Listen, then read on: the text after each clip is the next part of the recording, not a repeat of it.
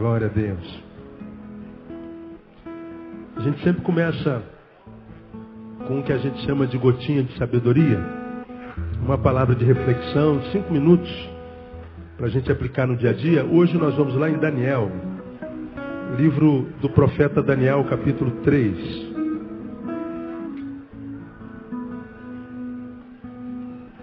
Livro do profeta Daniel, capítulo 3. Esse capítulo registra o episódio em que Sadraque, Mesaque e Abidnego são lançados na fornalha de fogo, e aquela fornalha que vocês conhecem a história foi 7 vezes mais aquecida, e era de tal forma, estava aquecida, que o guarda que os conduzia para a fornalha, mesmo do lado de fora da fornalha, ele foi tostado, ele foi queimado. Ele conduzia os prisioneiros para que eles fossem mortos, queimados. Mesmo longe da fornalha, o guarda foi queimado, morreu. E Sadraque, Mesaque e Abidnego continuaram andando sozinhos dentro da fornalha. E você conhece bem esse texto, é um dos textos mais lindos. E quando eles entraram na fornalha 7 vezes aquecida, quem olhava de fora percebia que lá dentro não estavam mais 3, mas havia uma quarta pessoa lá. E essa quarta pessoa, diz o texto, ele tinha a imagem de uma criatura de Deus, de um homem de Deus, de um anjo de Deus, conforme diz o texto. E o texto diz que eles andavam passeando no meio do fogo. Um lugar de dor, um lugar de castigo, um lugar de não desejado, um lugar adverso. Diz um texto, se transformou num lugar onde eles andavam passeando. Virou um playground, virou um lugar de passeio. Agora, por que muitas vezes Deus faz isso na vida de alguns de nós? Transforma um lugar de dor em lugar de prazer. Por que Ele transforma a adversidade em algo que contribui a nosso favor? Quando é que o Senhor abençoa pessoas assim? Porque aquele lugar é um lugar de morte. Vocês foram condenados à morte, vão ser mortos, queimados. E eles entraram no meio da fornalha. E diz o texto, eles andavam passeando. Deus transformou o tempo de morte no lugar de lazer. Isso é uma bênção que a gente pede a Deus todo dia. Mas quando é que isso acontece na vida de um cristão? Eu acho que é por causa disso que está escrito aí em 17, 18. Daniel capítulo 3, 17, 18. Você já abriu, amém? Porque quando Sadraque, Abidnego e Mesaque foram condenados, eles foram diante do rei e disseram assim, vamos 16, responderam Sadraque, Mesaque e Abidnego e disseram ao rei, ó Nabucodonosor, não necessitamos de te responder sobre este negócio.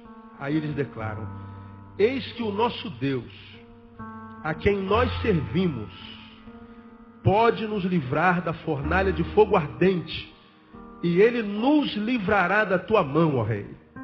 Mas se não, fica sabendo, ó rei, que não serviremos a teus deuses, nem adoraremos a estátua de ouro que levantaste. Eu vou repetir. Eis que o nosso Deus, a quem nós servimos, pode nos livrar da fornalha de fogo ardente. Eu queria que você respondesse após mim. Pode nos livrar da fornalha de fogo. E Ele nos livrará da tua mão, ó rei. Aí no 18 ele diz, mas se não, diga, mas se não, fica sabendo, ó rei, que não serviremos a teus deuses, nem adoraremos a estátua de ouro que levantaste.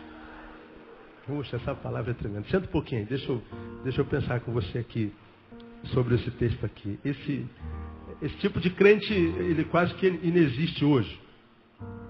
Esse é um tipo de crente que a gente não vê mais costumeiramente na Bíblia, ou no tempo de hoje. Porque nós vemos nesses homens aqui uma coisa muitíssimo interessante. Primeiro, uma declaração inequívoca de que eles reconhecem quem é o Deus que eles servem. E o tamanho do poder desse Deus. Eles, no versículo 17 diz assim: eis que o nosso Deus, a quem nós servimos, pode nos livrar da fornalha de fogo ardente. E ele nos livrará da tua mão. Então aqui uma declaração de possibilidades. E de que realmente existe uma fé inabalável. O nosso Deus, mesmo que nós tenhamos sido condenados para entrar dentro daquela fornalha, o nosso Deus pode nos livrar daquela fornalha. E ele vai nos livrar da tua mão. Ele pode nos livrar da fornalha e ele pode nos livrar da sua mão. Vai nos livrar da sua mão. Só que o versículo 18 diz assim: mas se ele não nos livrar da fornalha, ou seja, se nós morrermos queimados, se ele não nos livrar das tuas mãos e, portanto, por tuas mãos formos de fato mortos, ainda assim nós não serviremos a teus deuses, nem adoraremos a estátua. Então, pensa comigo aqui, irmão. Nós vivemos numa sociedade marcada por todo tipo de ausência. Ausência de justiça social, portanto, ausência de emprego, ausência de segurança, ausência de sossego, de paz, ausência de dignidade, ausência de solidariedade, ausência de afetos, de amores. Vivemos uma sociedade com ausência de saúde. Vivemos uma sociedade marcada pelo que falta. E essa sociedade marcada pela ausência do básico gera no cidadão dessa sociedade a realidade de um cidadão carente. Nós somos parte de uma geração muitíssimo carente. Nós temos um monte de carências. Temos um monte de carências. Se a gente for fazer uma relação, nós vamos entender porque muitas vezes nós acordamos assim meio deprê, nós acordamos assim meio down, nós acordamos assim meio querendo não acordar, se a gente morresse seria bom. A gente acorda assim e diz assim: meu Deus, mais um dia, como é que vai ser esse dia? Muitas vezes a gente acorda e se a gente pudesse a gente não teria acordado. A gente acorda e empurra o dia com a barriga, porque a gente não está com disposição às vezes de sair de casa. Acontece isso contigo? Você acorda, se você pudesse, você não via ninguém naquele dia. Você não ia atender aqueles clientes de jeito nenhum. Você não ia ver o seu patrão, muito menos aquele pão duro. Você não entraria naquele ônibus lotado de jeito nenhum. Há momentos que a gente quer estar retirado de tudo. Isso nada mais é do que a realidade de carências. Coisas não satisfeitas dentro de nós. E aí, porque nós vivemos numa sociedade de carentes, nós acabamos por nos tornar crentes pidões. E a gente, toda vez que ora, eu tenho falado sobre isso aqui repetidas vezes, a nossa oração é sempre sinônimo de petição. Vamos orar, é a mesma coisa que dizer, vamos pedir. Vamos falar com Deus, sinônimo, vamos pedir a Deus. Vamos entrar na presença de Deus, vamos entrar na presença dele para pedir, ou para tirar alguma coisa dele. E aí a nossa relação com Deus se torna uma relação de pedinte. A quem é que a gente chama de pedinte hoje em dia na sociedade? O pedinte é o sinônimo de quê? Mendigo. E o que o mendigo faz o tempo inteiro quando se encontra com você? Pede. O mendigo nunca te parou na rua. Pô, cara, eu queria te emprestar 10 reais, tá precisando? Você já viu isso alguma vez? Não. Toda vez que o mendigo chega perto de você, ele não chega para se relacionar com você enquanto ser humano que é semelhante a ti. Ele chega para pedir. Toda vez que o mendigo dirige uma palavra para quem mendigo não é para pedir. Muitos de nós, a maioria de nós, quando se relaciona com Deus, se relaciona na qualidade de pedinte. Toda vez que fala com Deus para pedir alguma coisa. Irmãos, vamos ter uma campanha de oração, vamos ter uma campanha de petição. Irmãos, vamos subir ao monte para orar, vamos subir ao monte para pedir. Vamos fazer um jejum em prol de, vai parar de comer para ver se Deus dá alguma coisa para a gente. Aí sabe o que acontece? Nós vivemos uma geração de crentes decepcionados com Deus porque grande parte dessas orações não são respondidas positivamente. A Bíblia diz, tudo quanto pedistes ao Pai em meu nome, crendo recebereis. Você acredita nessa palavra? Quantos creem que tudo que a gente pede a gente recebe? Diga assim, eu creio. Agora, embora você creia, você tem tudo que precisa na tua vida hoje? Diga que você não tem um monte de ausências, de faltas, de necessidades na vida. Diga que você não pede algumas coisas a Deus que são necessárias e até hoje não chegaram. Por que não chega? Porque se Ele supre todas as nossas necessidades, tem um monte de gente com depressão, falta de saúde. Se Ele supre todas as necessidades, porque tem um monte de gente com ausência de emprego. Por quê? Um monte de crente sem alegria, sem esperança de viver, sem força para acordar amanhã. Por que Ele não supre todas as necessidades? Por que Ele não diz sim para todo mundo? Talvez porque, primeiro, muitas vezes nossa relação com Ele é na condição de pedinte. Eu sou pai. E eu gosto muito quando minhas filhas conversam comigo, quando elas vêm, beija, senta no colo, diz eu te amo, faz cafuné, mexe na orelha. Aí dá um beijinho e vai embora. Fica 2 minutos no colo. Dá um abraço e vai embora. E passou um tempinho na minha presença, não me pediu nada. Foi só um cafunézinho. Quem é pai sabe do que eu estou falando, sabe? Agora você imagina se teu filho só sentasse no teu colo e me dá um dinheiro. E só voltasse daqui a outro dia, me dá um dinheiro. Me dá. Mas esse filho nunca te dá nada, nunca te dá um cafuné, nunca te dá um carinho, nunca manda um torpedozinho. Pai, você é o meu herói. Mãe, você é minha melhor amiga. Um filho que não pede, ele dá. Um filho que quando abre a boca, não abre a boca para pedir. Então muitas vezes nós temos essas ausências todas porque a nossa relação com Deus é de mendigo, de pedinte. Aí a bênção parece que não vem. Aí esses 2 versículos me ensinam 2 coisas tremendas. Quem é o homem a quem o Senhor abençoa e tem prazer em abençoar? Esse texto me ensina, primeiro, aquele para quem a bênção é só um detalhe. O meu Deus vai me livrar da fornalha e da tua mão. Essa é a bênção. Mas eles não param aí, eles molham o bico. Mas se a bênção não vier, ainda assim eu não vou me render aos teus deuses, ó rei. Ainda que a bênção não venha, estou dizendo, eu vou continuar fiel àquele Deus a quem eu clamei e não me respondeu. De modo que ele está dizendo, a bênção é só um detalhe, porque a razão da minha vida é servir a esse Senhor, que é a fonte de todas as bênçãos. O meu Deus vai me livrar da tua mão e da fornalha, mas se Ele não livrar, ainda assim eu continuo fiel a Ele. A bênção é só um detalhe, porque o que toma o lugar no meu coração é a fonte da bênção, não a bênção que vem da fonte. Esse é o homem a quem Deus abençoa. Agora, muitos de nós não somos abençoados por quê? Porque se Deus dá, nós glorificamos. Se Deus não dá, nós murmuramos. Nós nos entristecemos, nós nos afastamos da comunhão. Nós vamos viver a nossa vida longe de Deus. Então Deus não tem prazer em abençoar esse homem. Quem é o homem é quem Deus tem prazer em abençoar. Aquele para quem a bênção é só um detalhe. Segundo, é aquele cuja fidelidade a Ele não depende da bênção. A bênção é só um detalhe. Portanto, a minha fidelidade a Deus não depende do que Ele me dá, do que Ele faz em mim. A minha fidelidade a Deus depende daquilo que Ele é e daquilo que eu sou na presença dEle. Então, Senhor, o meu maior prazer, a minha maior bênção não é aquilo que Tu podes me dar. A minha maior bênção é aquilo que Tu és na minha vida e aquilo que eu sou na Tua vida. A bênção é só um detalhe. Aí outro dia eu vi uma frasezinha de amor de um ser apaixonado pelo outro. Um homem por uma mulher, e a mulher escreveu assim para o homem.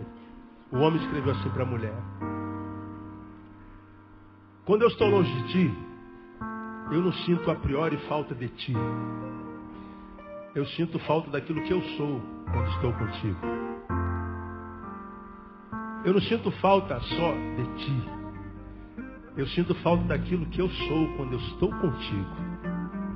Essa frase eu achei maravilhosa. A relação com a sua amada não tem a ver só com o que a amada é, mas tem a ver com aquilo que a pessoa que ama se torna na presença dela. Qual é o homem a quem Deus abençoa?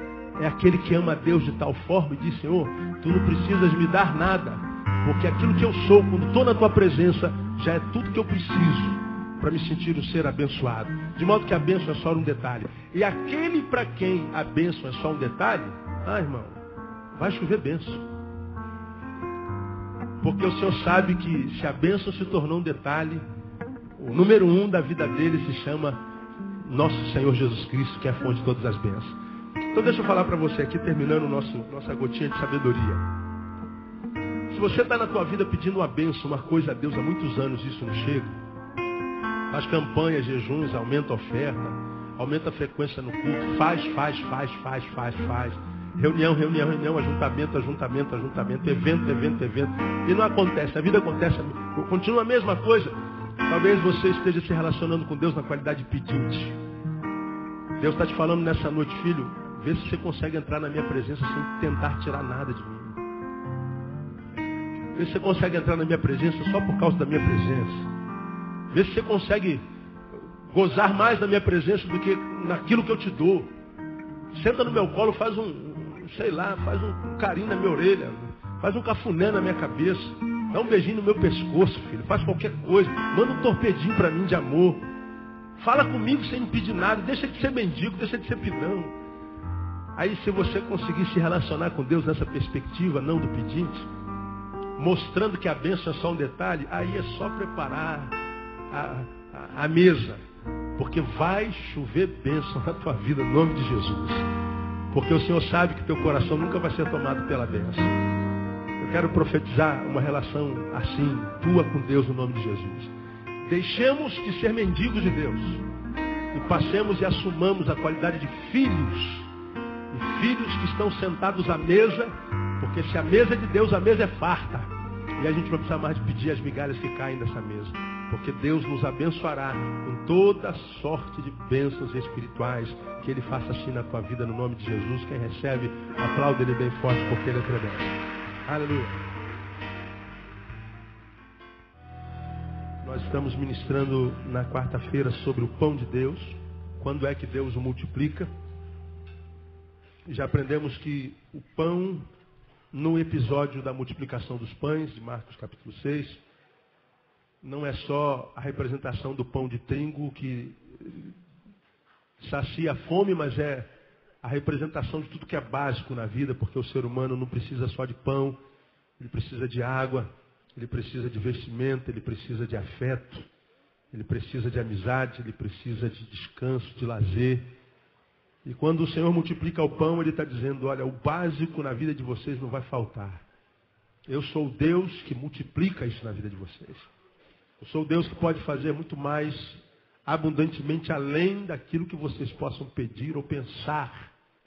Vocês não podem imaginar o que eu posso fazer na vida de vocês. E nós pegamos a realidade dessa verdade, de que Deus é que multiplica o pão, e pegamos o episódio da multiplicação dos pães, e aprendemos que a despeito dessa verdade, nós nos encontramos na realidade com muitos crentes, cuja marca é a ausência, é a carência, é a necessidade.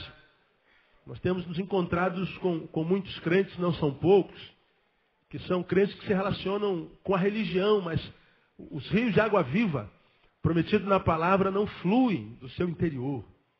Pessoas que não conseguem, na relação com esse Deus que é tremendo, que é maravilhoso, esse Deus que é dono de tudo e é tudo na nossa vida, mesmo com relação com Ele, a vida não flui, a vida não desembaraça, a vida está embaraçada. E quando eu falo de desembaraçar e de ter tudo, eu não estou falando de prosperidade do ter. Próspero na Bíblia, você já aprendeu, não é quem tem muito. Próspero na Bíblia é quem tem sempre. E vocês já aprenderam que há pessoas que são tão pobres, mas tão pobres que tudo que tem é dinheiro. Mais nada. Não tem mais nada, mais nada. Só dinheiro, mas é um mendigo, é um miserável. Porque as verdadeiras riquezas da vida o dinheiro não compra, muito menos o ladrão rouba.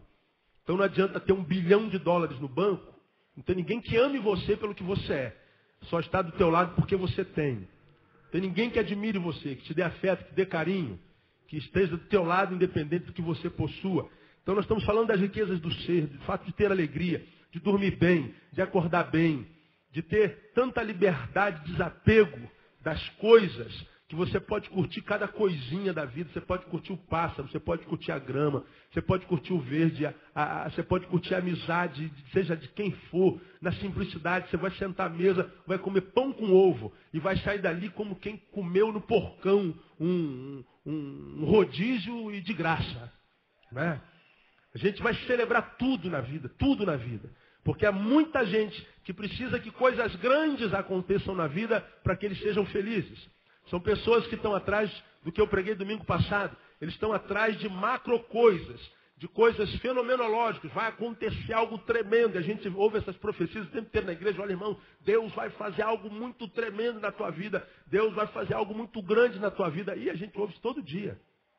Agora, as coisas grandes na vida dos indivíduos a gente não vê todo dia. Porque a vida não é composta de macro coisas. As macro coisas são raras na nossa vida. Acontece de vez em quando. A vida é composta de milhões de micro coisas. E aí, quando a gente tem saúde existencial, espiritual, a gente vai curtir cada micro coisa. E se a gente curte cada micro coisa e olhar para trás ao longo dos anos, você vai ver que a nossa vida foi uma grande macro coisa, porque foi a junção de milhões de micro coisas. A gente vai precisar de coisas grandes, a gente vai curtir cada coisa.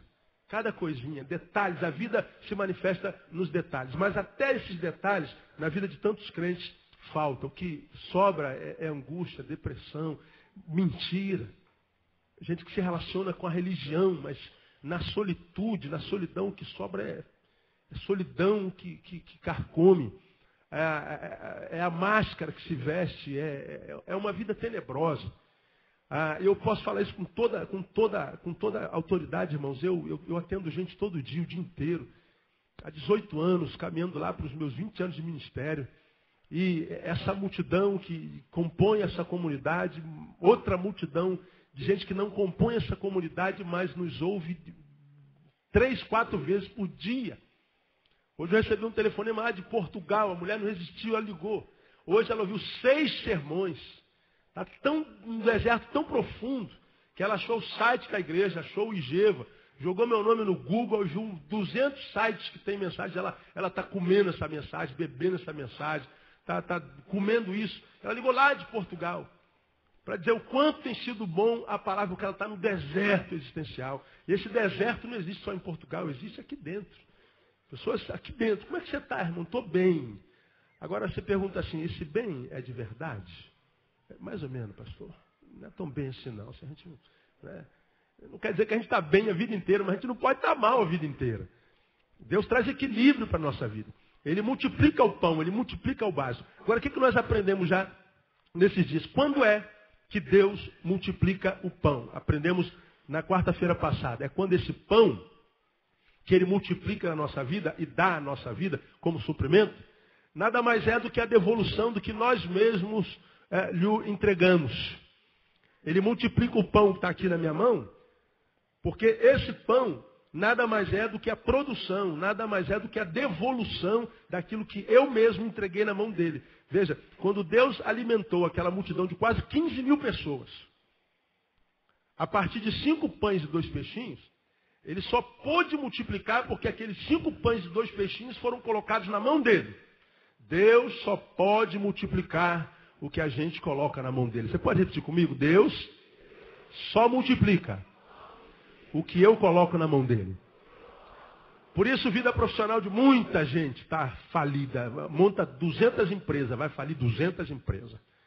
Porque a empresa não está na mão de Deus. Por isso, casamentos acabam. Pessoas vão casar 10 vezes, vão descasar 10 vezes. Porque o casamento não está na mão de Deus. Vão passar em 200 concursos, vão ganhar 10 mil reais por mês, vão continuar duro e devendo, porque o dinheiro não está na mão de Deus. A vida individual, pessoal, emocional, que muitas vezes anda na mão de muitos homens, de muitas mulheres, vai continuar passando na mão de muitos homens, de muitas mulheres, porque não está na mão de Deus. Porque Deus só pode multiplicar o que a gente coloca na mão dele. Por isso muita gente não desenvolve na vida financeira. Seu dinheiro não pertence ao Senhor. Não está na mão dele. Nós falamos sobre isso na quarta-feira passada. Por isso Deus não pode multiplicar. Se aqueles 5 pães e 2 peixinhos não fossem entregues na mão de Jesus, e de ver o que tem, eles foram, passaram no arraial. Quem tem pão aí? Quem tem alguma coisa para comer? Aqueles únicos que tinham aquilo apenas, pegaram, vencendo o egoísmo, e falaram, tudo que nós temos aqui é isso aqui. E o que nós temos, nós entregamos a vocês. Quando chegou na mão de Jesus, aquilo que parecia insignificante aos olhos dos homens, na mão de Deus serviu para alimentar 15 mil pessoas, sobejamente, e ainda faltou.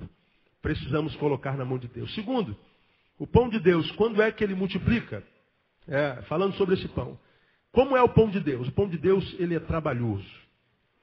Ele é a devolução do que nós entregamos e esse pão é produto de muito trabalho. Aqui eu fico hoje. Veja o versículo 39, irmão. Nós já lemos 6 todinho. Como é que foi o processo? Vai ver se tem gente que tem comida. Tem. O que você tem? 5 pães e 2 peixes. É o suficiente. Agora veja a dinâmica do milagre. O milagre nem sempre acontece no abracadabra. Pum, acabou. Aconteceu. Abre-te sésamo. Pum, aconteceu não. O milagre, em grande escala na vida do ser humano, é um processo. Ele é processual. Ele tem um enredo, ele tem uma dinâmica, ele tem um modus operandi, ele tem um modo de ser operado. Não acontece no estalo de dedo. Você vê isso, por exemplo, na ressurreição de Lázaro. Pregamos sobre isso outro dia. Jesus, antes de dizer para Lázaro, sai para fora, usa esse pleonasmo vicioso, ele diz para os homens, tirem a pedra. Então o milagre veio depois da ação humana. O milagre não dispensa a ação humana. Aqui da mesma forma, veja o versículo 39. Então lhes ordenou que a todos fizessem reclinar-se em grupos sobre a relva verde. Reclinaram-se em grupos de 100 e de 50. E tomando os 5 pães e os 2 peixes, erguendo os olhos ao céu, os abençoou, partiu os pães e entregava a seus discípulos para lhes servirem. Também repartiu os 2 peixes por todos. E todos comeram, o que é mais, irmão? Se fartaram. Todos comeram. Quantos comeram? Todos. Então a bênção foi para quantos mesmo? Todos. Então se há um corpo, todos são abençoados. Não há como, numa comunidade cristã, se nós somos o corpo de Cristo, 10 serem abençoados, 2 não são. A não ser que esses 2 não estejam fazendo a sua parte. A não ser que eles não estejam aliançados com o todo. Aí a coisa não acontece. Agora, veja, Jesus pega o pão e diz, já tenho a matéria-prima para multiplicar, para fazer o milagre. Agora, chegou a vez de vocês. Vocês se separem, pega essa multidão toda, só de homens, eram 5 mil, contando mulheres e crianças, chegava a quase 15, dizem os historiadores. E aí você imagina 12 discípulos, ou um pouquinho mais, vamos imaginar que os 70 estavam ali ainda, para melhorar a situação. E eles passeiam pelo arraial e começam a contar 100, vocês 100 aqui. Começa a contar 50, vocês 50 aqui, 50 ali, 100 aqui, 100 ali. Deu trabalho. Eu quero que você coloque-os sobre a relva verde. Eu não quero que eles tomem o deserto. Eu quero que eles estejam sentados sobre o verde. Eu quero que eles estejam em grupo de 100. Não é de 70 nem de 80. É de 100 e de 50. Não é de 30 nem de 20. É de 50. Eu quero que seja do jeitinho que eu estou falando a vocês. Isso vai dar trabalho, Senhor. Não tem problema. Eu quero que vocês trabalhem. Porque o milagre não dispensa trabalho. O pão de Deus é trabalhoso. Irmão, eu vou dizer uma coisa para você aqui.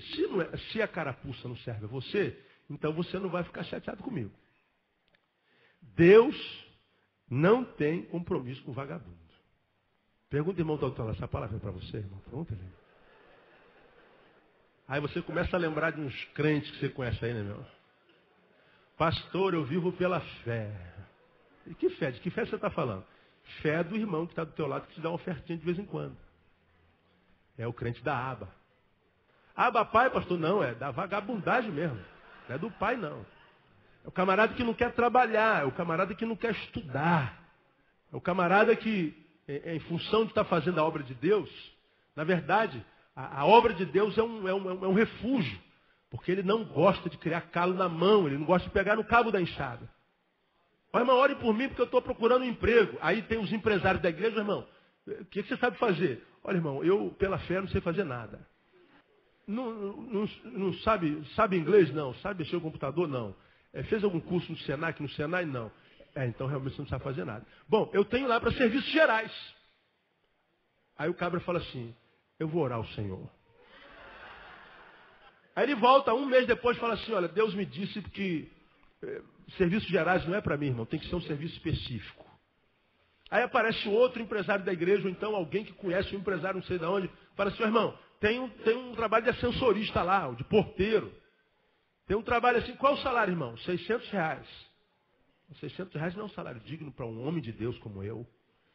Aí o cabra, você vê, não trabalha. Na nossa igreja tem um monte, irmão. Fala, Jeová. Aí Jeová fala assim, ouve, servo, ouve. O cara diz que vive pela fé. Não, ele não gosta de trabalho. Ele quer que Deus libere o pão, multiplique, dê o básico. Ele quer que Deus dê pelo menos o essencial. Só que o cara não acorda cedo.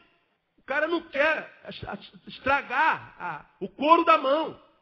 O cara, ele quer ter trabalho de doutor, ele quer ter emprego, ele não quer ter trabalho. Ah, pastor, está faltando um monte de coisa. Está acordando que hora, irmão? Eu estou acordando meio-dia pela fé. O cara não quer porcaria nenhuma. O cara não é dado a trabalho, irmão. Deixa eu falar uma coisa para você que está aqui, que sabe que é preguiçoso. Você vai envelhecer, se já não envelheceu, e vai ter uma velhice maldita. Eu não recebo, está amarrado, pastor, eu não recebo esse negócio. Se você é vagabundo, não tem nem moral para rejeitar a palavra dessa. Isso não é maldição não, irmão. Isso aqui é alguém que, analisando o fruto que você está jogando na terra hoje, já prevê o fruto que você vai colher amanhã.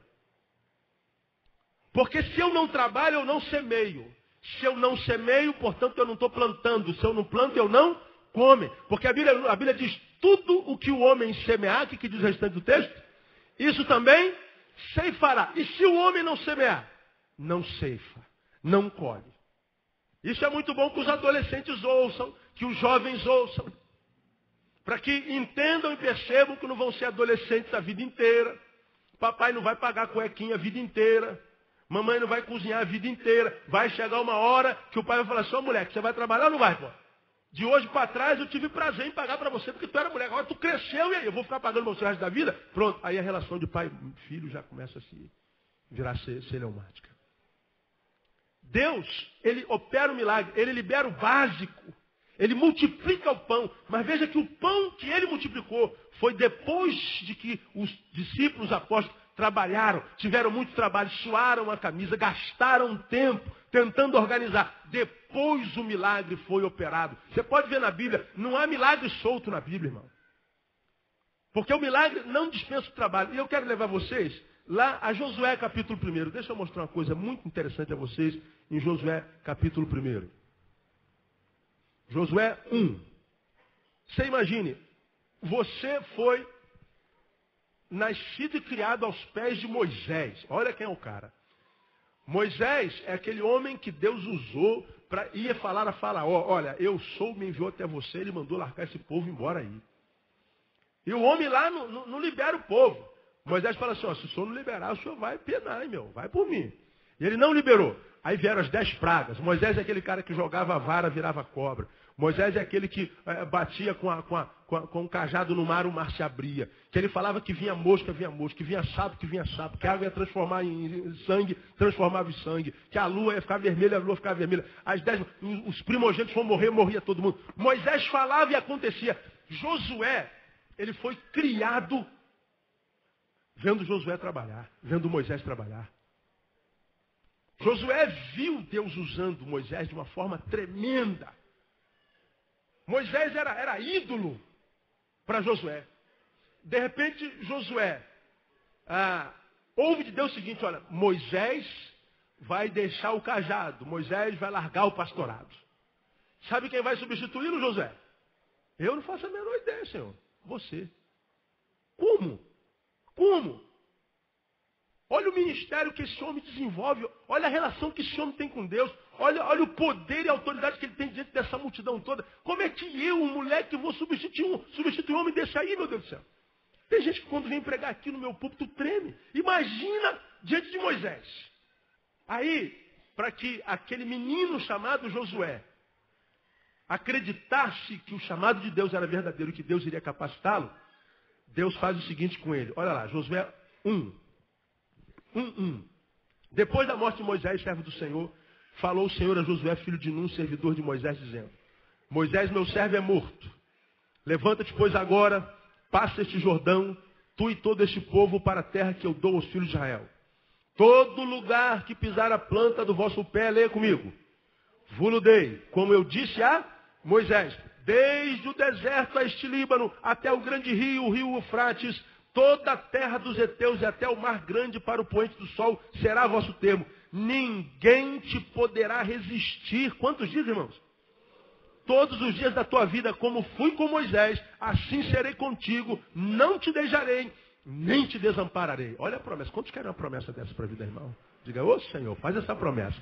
Aí o Senhor te fala assim, eu já te fiz. A promessa é para ti também no nome de Jesus. Não te deixarei, nem te desampararei. Aí você fala, então por que está acontecendo tanta coisa ruim comigo, Senhor? Se a promessa de Josué é para mim, por que tanta coisa acontece comigo? Parece que o Senhor esqueceu de mim, que o Senhor virou as costas. O Senhor riscou meu nome do livro da vida. Meu Deus, eu pareço que servo um Deus de pau, um Deus de gelo. Mas é porque a despeito da promessa de 1 a 5, a gente vê o Senhor prometendo, não te deixarei, não te desampararei, desde o deserto este Líbano até o grande rio Eufrates, toda a terra dos heteus até o mar grande, tudo isso será vosso termo. Ele está dizendo, vai ser tudo teu, e ele está dando um monte de promessa. Todavia, depois da promessa, no versículo 6, olha o que diz lá. Esforça-te, é isso que está aí, não? Esforça-te e tem o quê? Bom ânimo, porque tu farás este povo herdar a terra que jurei a seus pais lhe daria 7. Então somente o quê?